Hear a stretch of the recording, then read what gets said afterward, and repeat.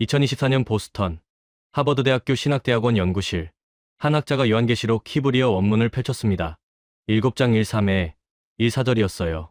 이 흰 옷 입은 자들이 누구며 어디서 왔느냐? 이는 큰 환난에서 나온 자들인데 어린 양의 피에 그 옷을 씻어 희게 하였느니라. 흰 옷. 성경에서 63번 등장하는 이 단어가 그의 시선을 붙잡았습니다. 학자는 30년간 성서문화 인류학을 연구했어요. 의복, 색깔, 문화 코드를 통해 성경을 해석하는 전문가였습니다. 하지만 흰 옷의 의미는 여전히 수수께끼였어요. 왜 성경은 구원받은 자들에게 흰 옷을 입힌다고 했을까? 그는 고대 중동 문화를 조사했습니다. 이집트, 바빌론, 페르시아, 로마의 의복 문화를 뒤졌어요. 권력자들은 자주색을 입었고 부자들은 금실을 두른 옷을 입었으며 군인들은 붉은색을 선호했습니다. 하지만 흰색을 일상복으로 입은 민족은 거의 없었어요. 흰색은 너무 불리해 쉽게 더러워지고 관리가 어렵고 권력을 보여주지도 못하는데, 그런데 발견했습니다. 19세기 서양 선교사들의 동양 여행기에서 낯선 기록을 찾았어요. 조선의 백성들은 모두 흰 옷을 입고 있었다. 왕에서 평민까지, 남자에서 여자까지 온 나라가 흰색이었다. 백이민족이라 불리는 이들은 전쟁 중에도 가난 속에서도 흰 옷을 고집했다. 왜 가장 불리한 색을 선택했는지 이해할 수 없었다. 학자는 한국 역사를 조사하기 시작했습니다. 그리고 충격을 받았어요. 수천 년간 침략과 전쟁 속에서도 한국인들은 흰 옷을 벗지 않았습니다. 일제시대 일본이 흰 옷을 금지했지만 비밀리에 입었고, 전쟁으로 옷감이 귀했지만 흰색을 고수했으며, 현대화되면서도 한복은 여전히 흰색을 기본으로 삼았어요. 이건 단순한 전통이 아니야. 신념이야. 학자는 성경 구절을 다시 읽었습니다. 마태복음 5장 8절이었어요. 마음이 청결한 자는 복이 있나니 그들이 하나님을 볼 것이며. 청결한 마음, 흰 옷. 요한계시록 3장 4절도 읽었습니다. 그들은 흰 옷을 입고 나와 함께 다니리니 그들은 합당한 자인 연고라. 합당한 자, 흰 옷 입은 자. 학자는 한국을 방문했습니다. 그리고 깨달았어요. 한국인들은 예수를 알기 전부터 이미 흰 옷의 정신을 살고 있었습니다. 겸손, 절제, 청결, 그리고 끝까지 정체성을 지키는 것. 성경이 말한 흰 옷 입은 자들이 여기 있었어. 학자는 국제학회에서 발표했습니다. 요한계시록의 흰 옷 입은 자들, 그 정체성이 한국 백이민족에게 있었습니다. 전 세계가 놀랐습니다. 2000년간 상징으로만 이해했던 흰 옷, 그것을 실제로 삶으로 살아낸 민족이 있었다니. 성경을 몰랐지만 성경적 삶을 살았고 예수를 모르면서도 예수의 가르침을 실천했다니. 도대체 무슨 일이 있었던 걸까요? 지금부터 공개합니다. 본격적인 이야기를 시작하기 전에 구독과 좋아요 한 번씩 부탁드립니다. 이 영상을 어디서 보고 계신지 댓글로 남겨주세요. 안녕하세요. 저는 제임스 워커입니다. 하버드대학교 신학대학원 성서문화인류학과 교수예요. 지난 30년간 성경 속 문화 코드를 연구해왔습니다. 특히 의복과 색깔이 어떤 의미를 갖는지 분석하는 게 제 전문 분야였어요. 2024년 봄, 어느 날 요한계시록을 다시 읽고 있었습니다. 박사과정 학생들과 함께하는 세미나 준비였어요. 7장을 읽다가 한 구절에서 멈췄습니다. 이 흰 옷 입은 자들이 누구며 어디서 왔느냐? 장로 중 하나가 묻자 요한이 답했어요. 내 주여 당신이 아시나이다. 그러자 장로가 설명했습니다. 이는 큰 환난에서 나온 자들인데 어린 양의 피에 그 옷을 씻어 희게 하였느니라. 흰 옷. 중얼거렸습니다. 학생들이 저를 봤어요. 교수님, 무슨 생각하세요? 흰 옷 말이야. 성경에서 흰 옷이 몇 번이나 나오는지 세어본 적 있어? 학생들이 고개를 저었습니다. 63번이야. 구약과 신약을 통틀어 63번 등장해. 노트북을 열어 검색했어요. 구약에서는 레위기, 전도서, 다니엘서에 나왔고 신약에서는 복음서와 요한계시록에 집중적으로 등장했습니다. 왜 이렇게 흰 옷을 강조했을까? 한 학생이 손을 들었습니다. 순결을 상징하기 때문 아닌가요? 맞아. 하지만 그게 전부는 아니야. 칠판에 적기 시작했어요. 성경 속 흰 옷의 의미를 정리했습니다. 레위기 16장에서 대제사장은 속죄일에 흰 세마포 옷을 입었고, 전도서 9장은 항상 흰 옷을 입으라 했으며, 다니엘 7장은 옛적부터 항상 계신 이가 흰 옷 입었다 했고, 마태복음 17장은 예수가 변화산에서 흰 옷 입었다 했으며, 요한계시록은 구원받은 자들이 흰 옷 입는다 했다고 적었습니다. 봐. 흰 옷은 단순히 깨끗함만이 아니야. 속죄, 구별됨, 하나님의 임재, 구원의 표시야. 다른 학생이 물었습니다. 그럼 실제로 흰 옷을 입은 민족이 있었나요? 그게 문제야. 고대 중동에서는 거의 없었어. 세미나가 끝나고 연구실로 돌아왔습니다. 책장에서 고대 의복 문화 자료들을 꺼냈어요. 이집트 벽화를 봤습니다. 파라오는 금색과 청색 옷을 입었고, 귀족들은 화려한 장신구를 두른 옷을 입었으며, 평민들은 갈색이나 회색 옷을 입었어요. 바빌론 유물도 확인했습니다. 왕들은 자주색 옷을 입었고 제사장들은 붉은색 옷을 입었으며 병사들은 청동색 갑옷을 입었습니다. 로마 제국 기록도 읽어봤어요. 원로원 의원들은 자주색 선이 있는 토가를 입었고 황제는 온통 자주색 옷을 입었으며 부자들은 금실로 수놓은 옷을 입었습니다. 흰색을 일상복으로 입은 문화가 거의 없네. 중얼거렸습니다. 며칠 후 도서관 고문서실을 방문했습니다. 19세기 선교사들의 여행기를 찾아봤어요. 윌리엄 그리피스의 은자의 나라 한국을 펼쳤습니다. 1882년에 쓰인 책이었어요. 한 구절이 눈에 들어왔습니다. 조선에 도착했을 때 가장 놀라운 광경은 온 나라가 흰색이라는 것이었다. 남녀노소 모두 흰 옷을 입고 있었다. 온 나라가 흰색, 중얼거렸습니다. 이사벨라 버드 비숍의 한국과 그 이웃 나라들도 읽었어요. 1897년 기록이었습니다. 한국인들은 백이민족이라 불린다. 이들은 흰 옷 입기를 고집한다. 왕족도, 양반도, 상민도 모두 흰색을 선호한다. 호러스 알렌의 선교 일지도 확인했습니다.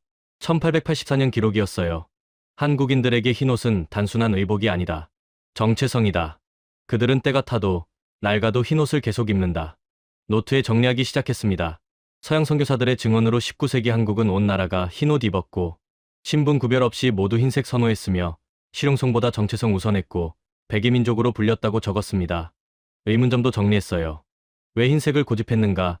흰색은 관리가 어려운데, 권력이나 부를 보여주지 못하는데, 전쟁터에서 눈에 잘 띄는데, 그럼에도 포기하지 않은 이유는 무엇인가 하는 질문들을 적었습니다. 노트 마지막 장에 큰 글씨로 적었습니다. 성경은 흰 옷을 63번 언급했고 구원받은 자의 상징으로 제시했으며 고대 중동에는 흰옷 문화 거의 없었고 하지만 한국은 온 나라가 흰옷 입었으며 이것은 우연인가 필연인가 하는 의문을 남겼습니다. 노트를 덮으며 확신했습니다. 이건 단순한 문화적 유사성이 아니야. 뭔가 더 깊은 의미가 있어. 성경의 흰 옷과 한국의 백이민족. 이 둘 사이에 연결고리가 있어. 찾아야겠어. 3개월 후 하버드대학교 연구실에서 성경의 모든 흰 옷 관련 구절을 분석하고 있었습니다. 히브리어와 헬라어 원문을 대조하며 읽고 있었어요. 첫 번째로 펼친 구절은 레위기 16장이었습니다. 대속죄일에 관한 내용이었어요. 아론은 거룩한 세마포 속옷을 입으며 세마포 고이를 살에 입고 세마포 띠를 띠며 세마포 관을 쓸지니 이것들은 거룩한 옷이라. 세마포. 히브리어 원문을 확인했습니다. 바드였어요. 바드는 흰 아마포를 의미해. 가장 순수한 흰색이지. 중얼거렸습니다. 대제사장은 1년에 한 번 지성소에 들어갈 때 이 흰 옷을 입었어요. 화려한 제사장 예복이 아니라 순백의 세마포였습니다. 왜 하필 흰색이었을까? 노트에 적었습니다. 전도서 9장 8절도 읽었어요. 내 의복을 항상 희게 하며 내 머리에 향유를 그치지 말지어다. 히브리어로 레바님이었습니다. 레바님. 희다. 깨끗하다는 뜻이야. 손가락으로 구절을 따라갔습니다. 단순히 옷 색깔이 아니라 삶의 태도를 말하는 거였어요. 며칠 후 다니엘서를 자세히 읽어봤습니다. 7장 9절이었어요. 내가 보니 왕자가 놓이고 옛적부터 항상 계신 이가 좌정하셨는데 그의 옷은 희기가 눈 같고 그의 머리털은 깨끗한 양의 털 같고 하나님의 옷이 흰색이네. 중얼거렸습니다. 다니엘 12장 10절도 확인했어요. 많은 사람이 연단을 받아 스스로 정결하게 하며 희게 할 것이나 정결하게 하며 희게 할 것. 히브리어를 봤습니다. 레베임은 희게 하다, 정화하다는 뜻이었어요. 신약도 조사했습니다. 마태복음 17장을 펼쳤어요.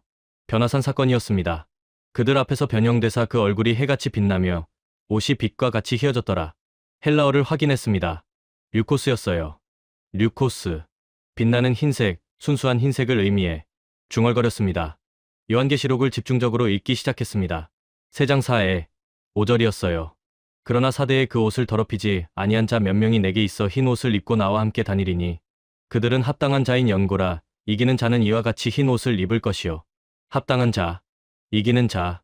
손가락으로 구절을 따라갔어요. 3장 18절도 읽었습니다. 내가 너를 권하노니 내게서 불로 연단한 금을 사서 부여하게 하고 흰 옷을 사서 입어 벌거벗은 수치를 보이지 않게 하고 흰 옷을 사서 입으라. 중얼거렸습니다. 6장 11절을 펼쳤어요. 각각 그들에게 흰 두루마기를 주시며 이르시되 아직 잠시 쉬되 그들의 동무종들과 형제들도 자기처럼 죽임을 당하여 그 수가 차기까지 하라 하시더라. 순교자들에게 흰 옷을 주셨네. 노트에 적기 시작했습니다. 7장 9절과 1, 3에 1, 4절이 핵심이었어요. 그 후에 내가 보니 각 나라와 족속과 백성과 방언에서 아무도 능히 셀 수 없는 큰 무리가 나와 흰 옷을 입고 손에 종려가지를 들고 보좌 앞과 어린 양 앞에 서서 장로 중 하나가 응답하여 나에게 이르되 이 흰 옷 입은 자들이 누구며 어디서 왔느냐? 내가 말하기를 내 주여 당신이 아시나이다 하니 그가 나에게 이르되 이는 큰 환난에서 나온 자들인데 어린 양의 피에 그 옷을 씻어 희게 하였느니라. 큰 환난에서 나온 자들. 중얼거렸습니다. 며칠 동안 모든 구절을 정리했습니다. 성경 속 흰 옷의 의미를 체계적으로 분석했어요. 속죄와 정결로 레위기에서 대제사장이 지성소 들어갈 때 입었고, 죄 씻음의 상징이며 하나님 앞에 설 자격이고, 구별과 거룩함으로 다니엘서에서 하나님 옷이 희다했고, 세상과 구별된 삶이며 거룩한 자의 표시고, 승리와 구원으로 요한계시록에서 이기는 자가 입고 큰 환난 이긴 자들이며, 구원받은 증거고 삶의 태도로 전도서에서 항상 희게 하라 했고, 순간이 아닌 지속이며 옷뿐 아니라 삶 전체라고 정리했습니다. 핵심 패턴도 발견했어요. 흰 옷은 주어지는 것이 아니라 씻어서 희게 하는 것이고, 환난 속에서도 유지해야 하는 것이며, 많은 이가 아니라 합당한 자만 입는 것이고, 외형이 아니라 내면의 표현이며 끝까지 지켜야 하는 정체성이라고 분석했습니다. 동료 교수인 수잔 박사와 토론했습니다. 수잔, 이것 좀 봐.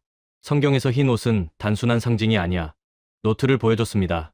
속죄의 거룩함, 구원, 그리고 삶의 태도까지 모두 포함해. 수잔이 노트를 보며 고개를 끄덕였습니다. 그럼 흰 옷을 입는다는 건 단순히 옷을 입는 게 아니라 그런 삶을 사는 거네요? 정확해. 전도서는 항상 희게 하라고 했어. 일회성이 아니라 지속적인 삶이야. 그런 민족이 실제로 있었을까요? 그게 내가 찾는 거야. 노트 마지막 장에 큰 글씨로 적었습니다. 성경의 흰 옷은 속죄 정결 구별 거룩 승리 구원을 의미하고 큰 환난에서도 유지하는 정체성이며 외형이 아닌 삶의 태도이고 항상 희게 해야 하는 지속적 실천이며 이것을 실제로 살아낸 민족이 있는가 하는 의문을 남겼습니다. 노트를 덮으며 확신했습니다. 성경의 흰 옷은 은유만이 아니야. 실제 삶의 방식이야. 이것을 실천한 민족이 있다면 그들이 성경이 말하는 합당한 자들이야. 한국을 더 깊이 조사해야겠어. 4개월 후 하버드대학교 옌칭도서관 동아시아 자료실에 있었습니다. 한국 관련 고대 문헌들을 조사하고 있었어요. 중국 역사서부터 시작했습니다. 삼국지에서 동의전을 펼쳤어요.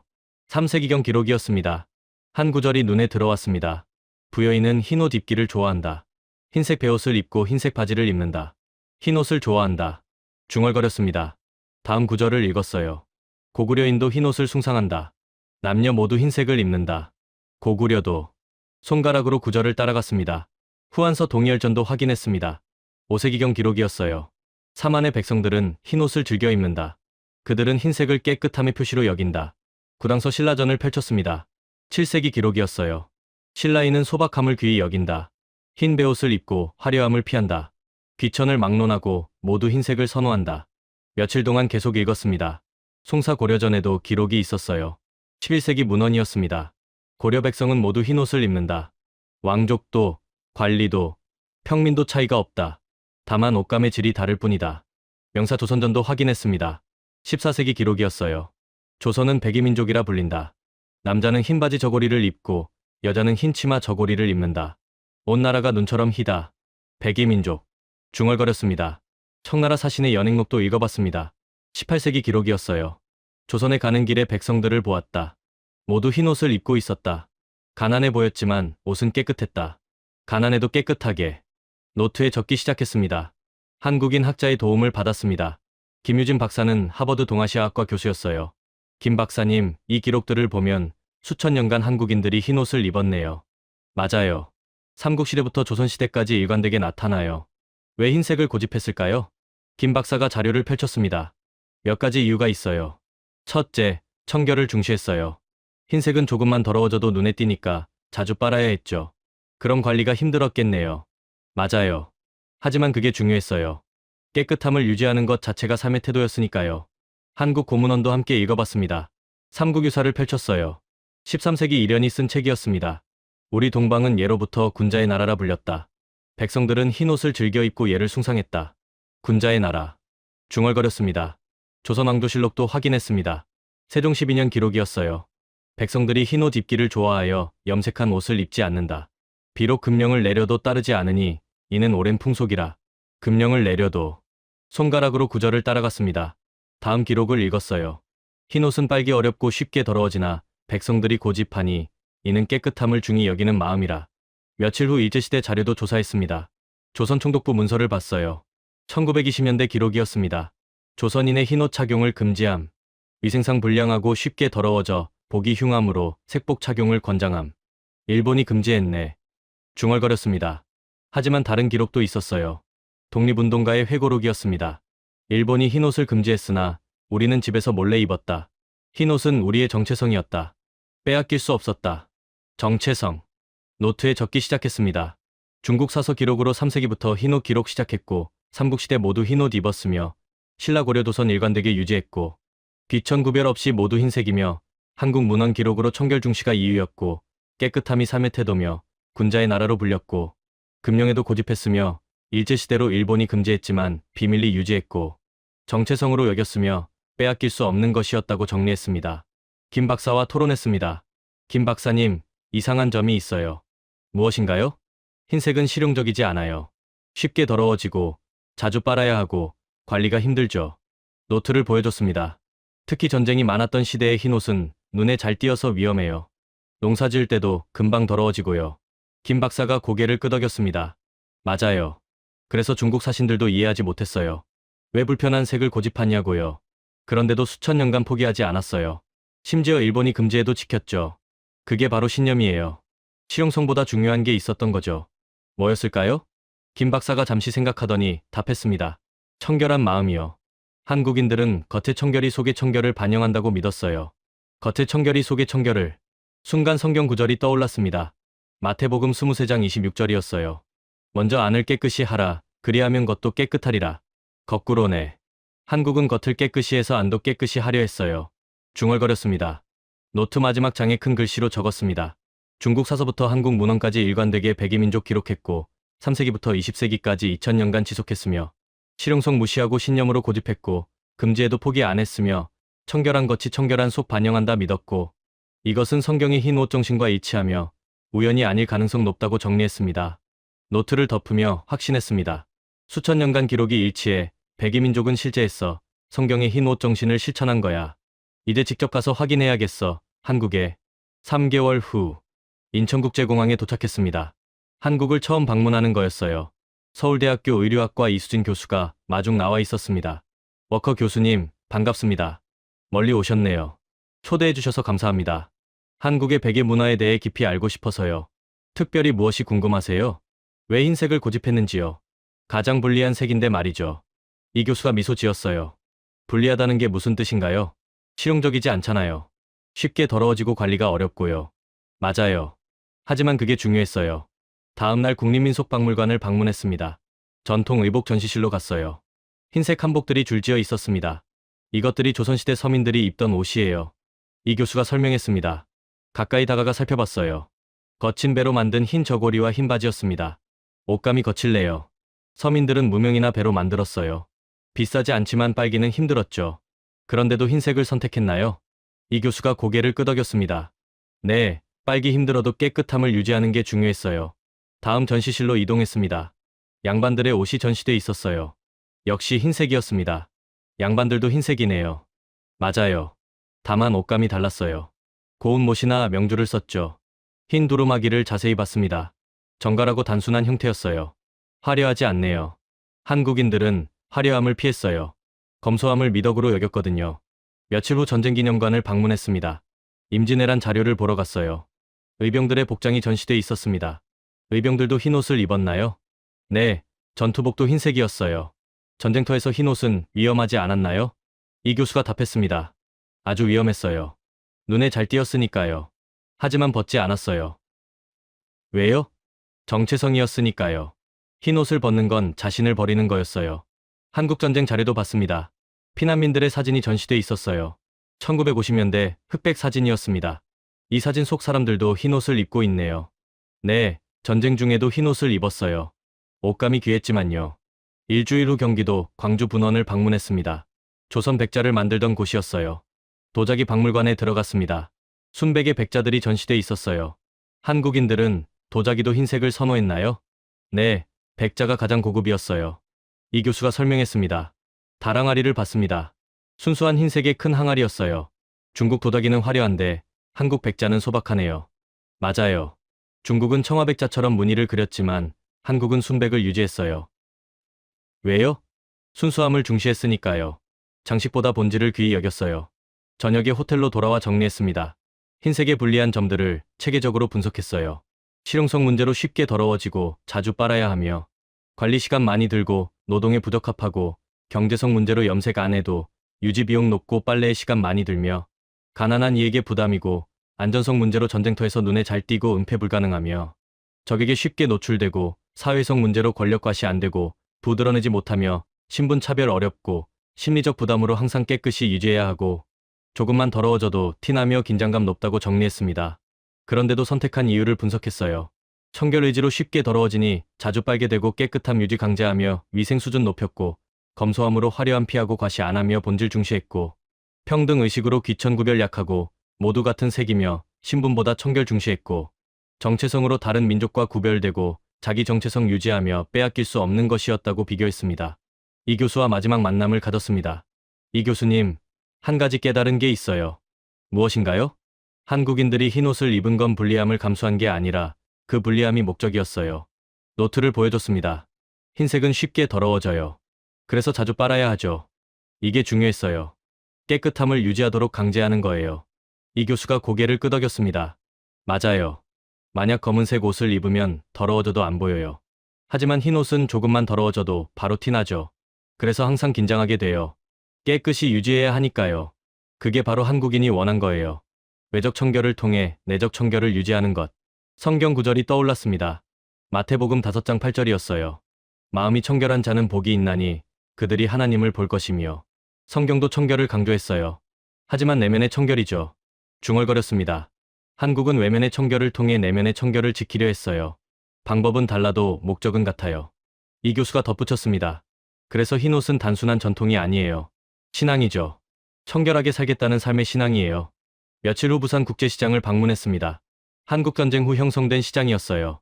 노점상들이 줄지어 있었습니다. 한 할머니가 흰 저고리를 입고 있었어요. 할머니, 왜 흰 옷을 입으세요? 통역사를 통해 물었습니다. 할머니가 웃으며 답했어요. 우리는 원래 흰 옷 입는 민족이야. 깨끗해야지. 힘들지 않으세요? 자주 빨아야 하잖아요. 힘들지. 하지만 우리 것이야. 흰 옷은 우리 정신이거든. 노트 마지막 장에 큰 글씨로 적었습니다. 흰색은 가장 불리한 색이지만 한국인은 선택했고 쉽게 더러워지는 게 목적이었으며 깨끗함 유지 강제하는 도구였고 외적 청결로 내적 청결 지켰으며 실용성 아닌 신념의 문제였고 불리함 감수가 아니라 불리함이 목적이었으며 이것은 성경의 청결 정신과 일치하고 흰옷은 전통 아닌 신앙이었다고 정리했습니다. 노트를 덮으며 확신했습니다. 가장 불리한 색을 선택한 이유를 알겠어. 청결을 강제하기 위해서야. 흰옷은 옷이 아니라 삶의 방식이야. 성경의 청결 정신을 실천한 거야. 이제 확실해. 2주 후 서울 종로구 북촌 한옥마을을 방문했습니다.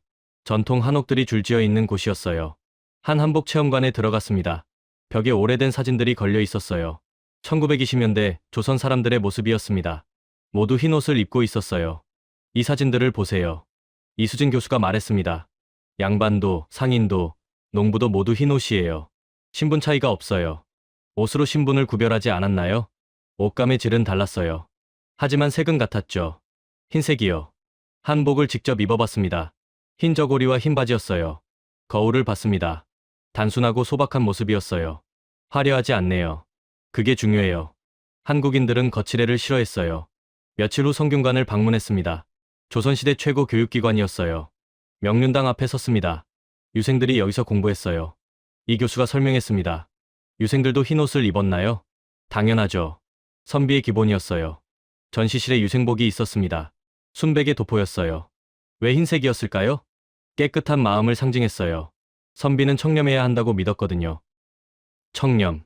중얼거렸습니다. 성경 구절이 떠올랐어요. 마태복음 5장 8절이었습니다. 마음이 청결한 자는 복이 있나니 그들이 하나님을 볼 것이며. 청결한 마음. 노트를 꺼내 적기 시작했습니다. 일주일 후 전주 한옥마을을 방문했습니다. 한지 박물관에 갔어요. 전통 한지로 만든 물건들이 전시돼 있었습니다. 한지도 흰색이네요. 맞아요. 한국인들은 종이도 순백을 선호했어요. 이 교수가 설명했습니다. 중국 종이와 비교 전시가 있었어요. 중국 종이는 노란색이나 회색이 많았지만 한지는 순백이었습니다. 왜 표백까지 해서 하얗게 만들었을까요? 순수함을 중시했으니까요. 깨끗한 종이에 깨끗한 글을 쓰려 했어요. 서예 작품들도 봤습니다. 흰 종이에 검은 글씨가 선명했어요. 대비가 강렬하네요. 맞아요. 흰 바탕이 글씨를 더 돋보이게 해요. 한국인들은 이 대비를 좋아했어요. 무슨 의미인가요? 이 교수가 답했습니다. 청결한 바탕 위에 의로운 말을 새기는 거예요. 산도 그래야 한다고 믿었죠. 며칠 후 안동 하회마을을 방문했습니다. 전통 마을이 그대로 보존된 곳이었어요. 한 고택에 들어갔습니다. 안채에 병풍이 있었어요. 흰 비단에 수묵화가 그려져 있었습니다. 병풍도 흰색 바탕이네요. 네, 화려한 색을 쓰지 않았어요. 벽에 걸린 글씨를 봤습니다. 찡텐 경천이라고 쓰여 있었어요. 하늘을 공경한다는 뜻이에요. 이 교수가 설명했습니다. 한국인들은 하늘을 섬겼어요. 청결한 삶으로 하늘을 공경하려 했죠. 청결한 삶으로. 중얼거렸습니다. 성경이 또 떠올랐어요. 히브리서 12장 14절이었습니다. 모든 사람과 더불어 화평함과 거룩함을 따르라. 이것이 없이는 아무도 주를 보지 못하리라. 거룩함, 청결함. 노트에 적기 시작했습니다. 저녁에 호텔로 돌아와 정리했습니다. 한국의 청결 문화를 체계적으로 분석했어요. 의복으로 흰 옷은 청결 의지 표현이고 신분과시 아닌 검소함이며 거칠에 싫어함이고 본질 중시했으며 생활용품으로 백자는 순수함 추구고 한지는 깨끗한 바탕이며 병풍은 소박함 선호고 정신으로 청렴이 선비 덕목이고 하늘 공경이 목표며 외적 청결이 내적 청결 반영하고 사회적 의미로 평등 의식 높고 모두 같은 색 입으며 부과시 안 하고 권력 드러내지 않았다고 정리했습니다. 성경의 청결 정신과 비교했어요.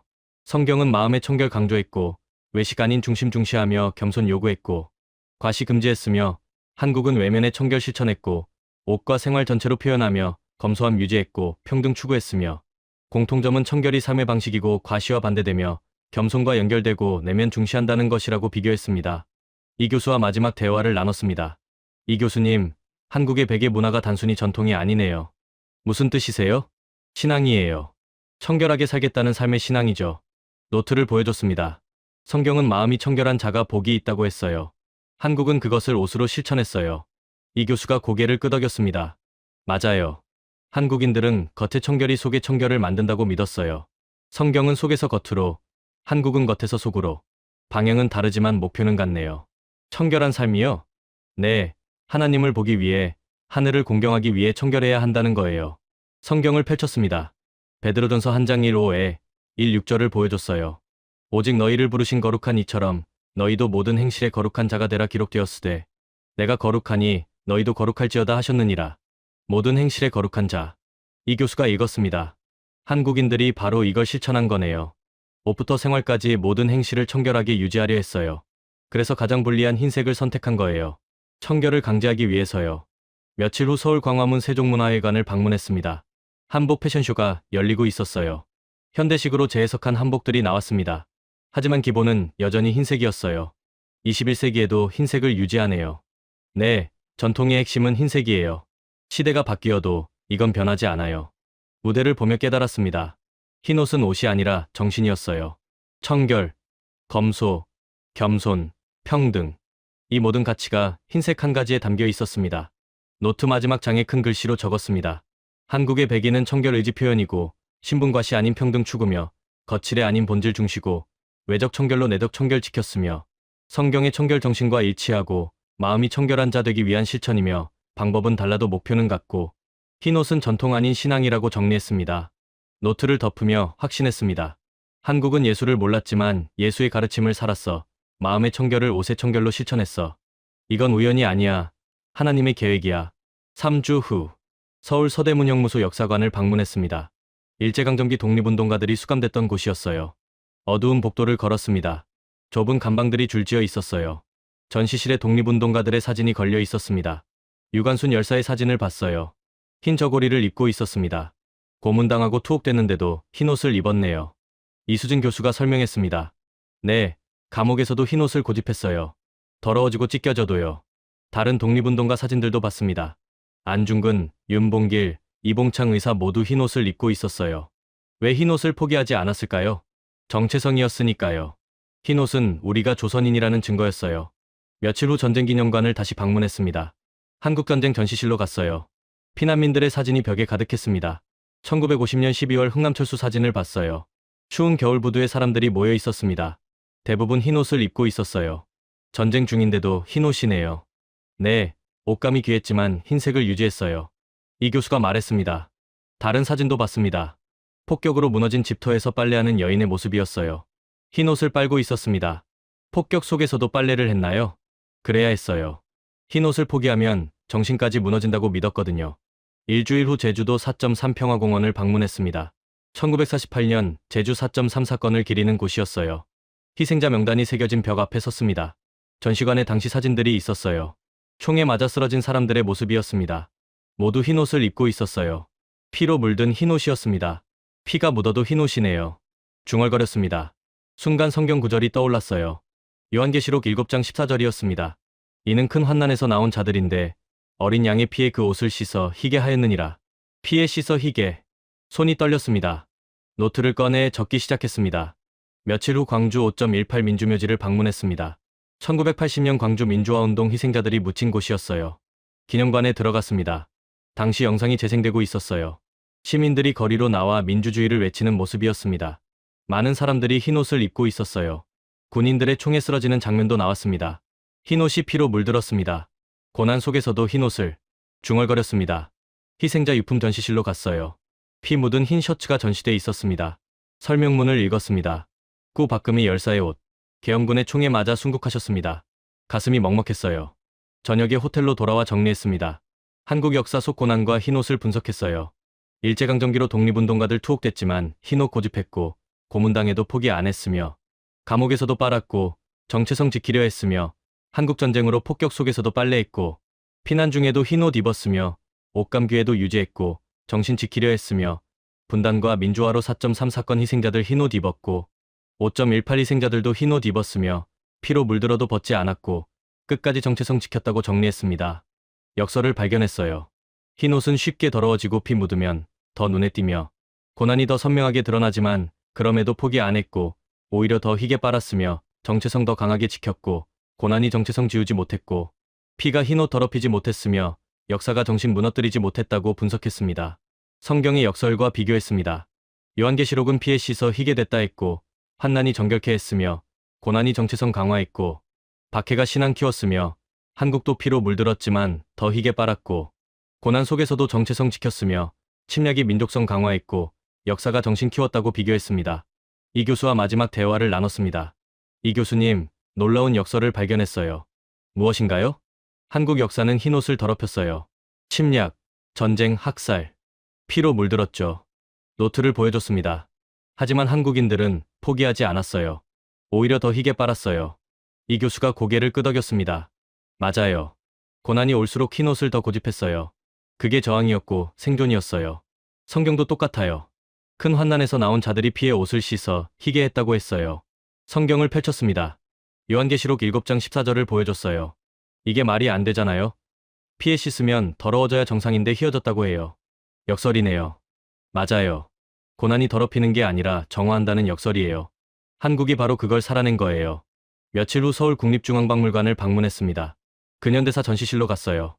20세기 한국인들의 사진이 전시돼 있었습니다. 일제시대, 한국전쟁, 산업화, 민주화, 모든 시대를 관통하는 공통점이 있었어요. 흰 옷이었습니다. 고난 속에서도, 가난 속에서도, 변화 속에서도 흰 옷은 남아 있었습니다.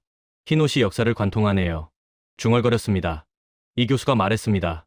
흰 옷은 한국인의 정신이에요. 100년 고난이 이 정신을 더 강하게 만들었어요. 피로 씻어 더 희어진 거네요. 맞아요. 성경의 역설이 여기서 실현됐어요. 노트 마지막 장에 큰 글씨로 적었습니다. 한국 역사는 침략 전쟁 분단으로 흰 옷을 피로 물들였고, 하지만 한국인은 포기 안 했으며, 고난 속에서도 더 희게 빨았고, 정체성 더 강하게 지켰으며, 이것은 요한계시록의 역설이고, 피에 씻어 희게 된 옷이며, 큰 환난이 정체성 강화했고, 고난이 정화의 도구였으며, 한국이 성경의 역설 실현했다고 정리했습니다. 노트를 덮으며 확신했습니다. 역사가 흰 옷을 더럽히지 못했어. 오히려 더 희게 만들었어. 피로 씻어 희어진 역설이야. 성경이 말한 그 민족이 여기 있어. 5개월 후 다시 보스턴으로 돌아왔습니다. 하버드 대학교 연구실에서 모든 자료를 정리하고 있었어요. 한국에서 가져온 사진들, 역사 기록, 성경 비교 분석 노트가 책상에 펼쳐져 있었습니다. 동료 교수인 수잔 박사가 연구실로 찾아왔어요. 제임스, 한국 다녀온 후로 계속 연구하시네요. 뭘 발견하셨어요? 수잔, 앉아봐. 놀라운 걸 깨달았어. 노트를 펼쳤습니다. 한국인들은 예수를 알기 전부터 이미 복음의 태도를 살고 있었어. 무슨 뜻이세요? 칠판으로 가서 적기 시작했어요. 성경의 가르침과 한국 백의 문화를 나란히 적었습니다. 봐, 예수는 마음이 청결한 자가 복이 있다고 했어. 한국은 흰옷으로 청결을 실천했어. 예수는 겸손하라고 했어. 한국은 화려함을 피하고 소박함을 택했어. 예수는 평등을 가르쳤어. 한국은 귀천 없이 모두 같은 흰옷을 입었어. 수잔이 노트를 보며 고개를 끄덕였습니다. 그럼 한국인들은 성경을 몰랐는데도 성경적 삶을 살았다는 건가요? 정확해. 그게 가장 놀라운 점이야. 며칠 동안 더 깊이 분석했습니다. 복음서의 핵심 가르침들을 뽑아냈어요. 마태복음 5장 산상수훈을 자세히 읽었습니다. 심령이 가난한 자는 복이 있나니, 온유한 자는 복이 있나니, 마음이 청결한 자는 복이 있나니, 화평하게 하는 자는 복이 있나니.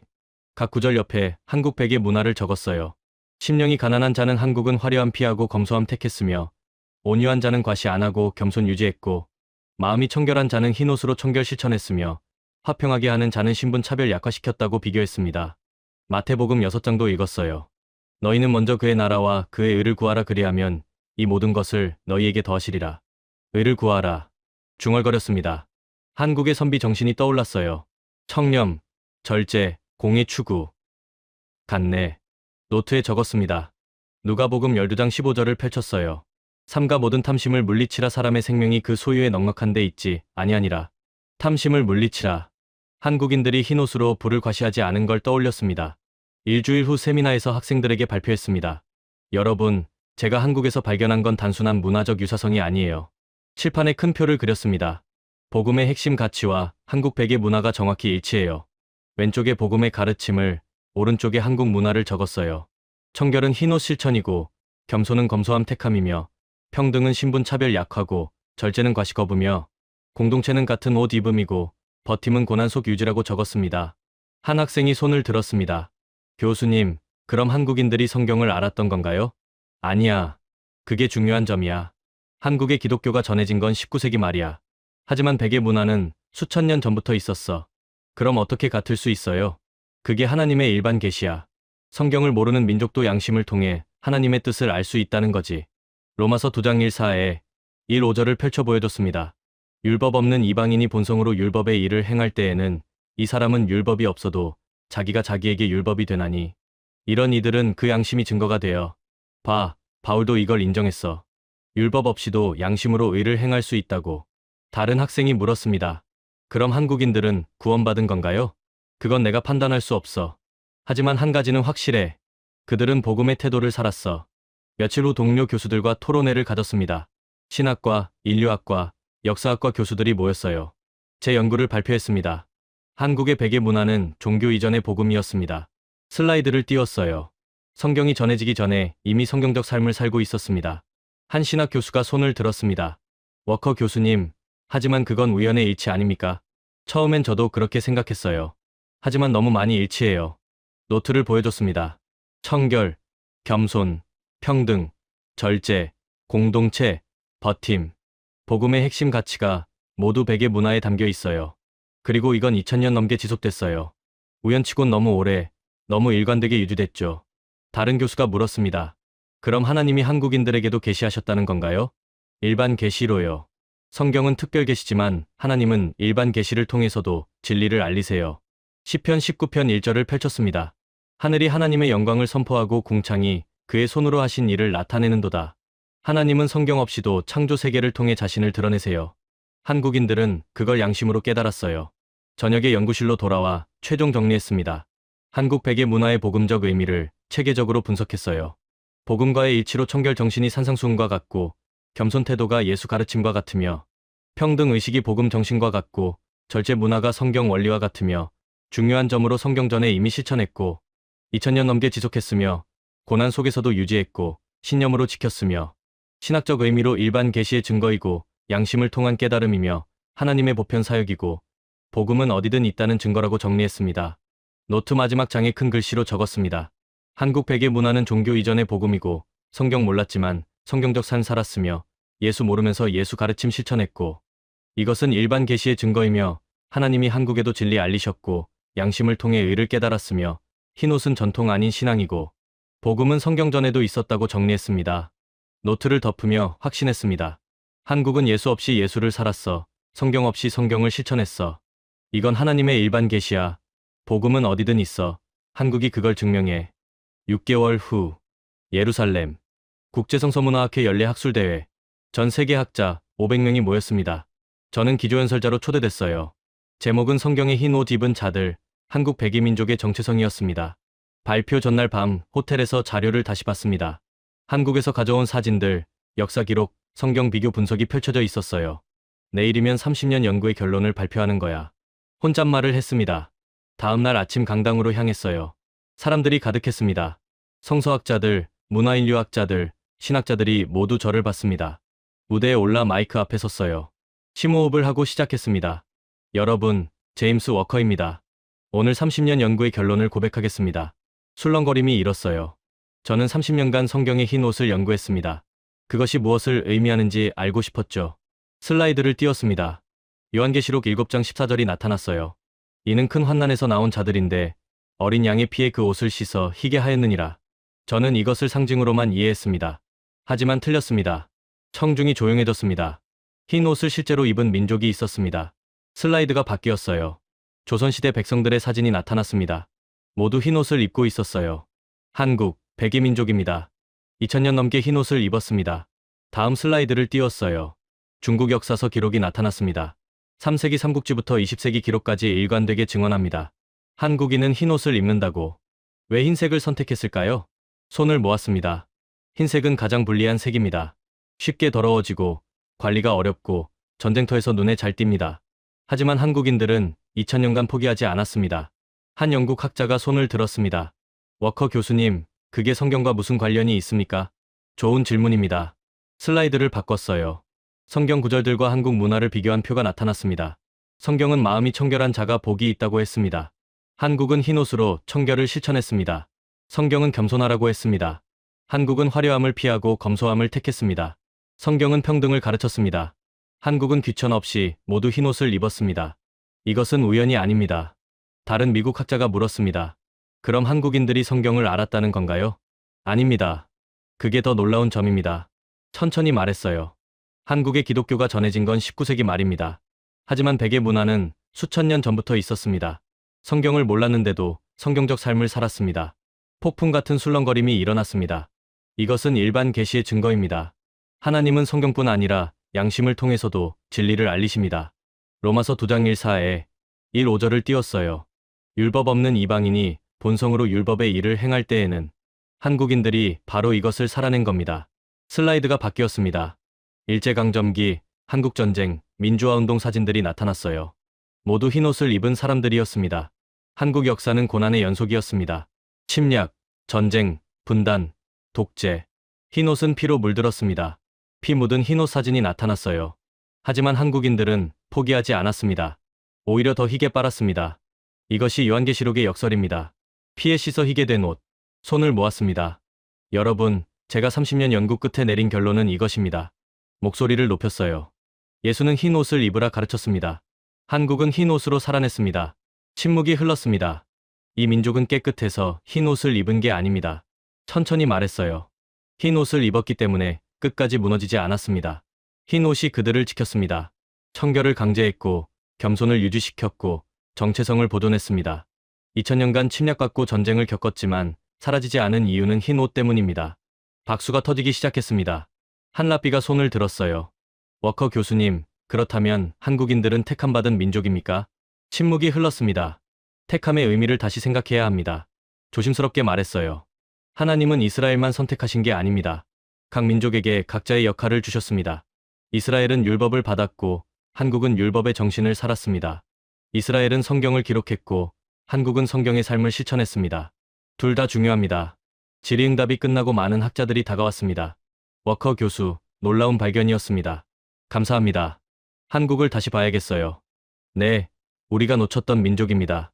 그날 밤 호텔에서 논문 최종본을 완성했습니다. 30년 연구의 결론을 적었어요.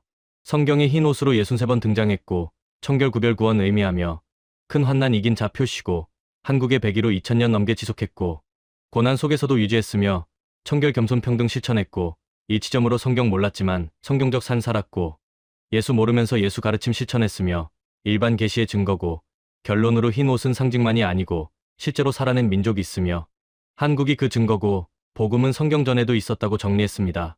펜을 들어 마지막 문장을 적었습니다.